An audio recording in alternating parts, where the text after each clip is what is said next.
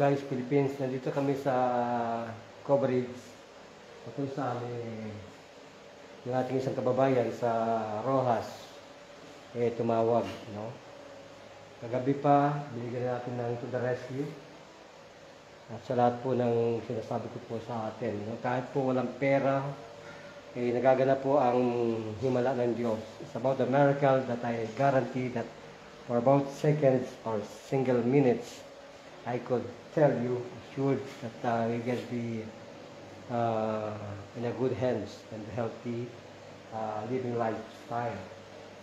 So for a while, we are just waiting for this witnesses, no? Kabayan, ikaw pala yung taga Tagtag. Paras tayo.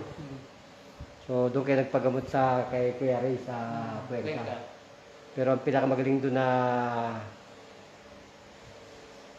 doktor, hindi naman si Tito Poblete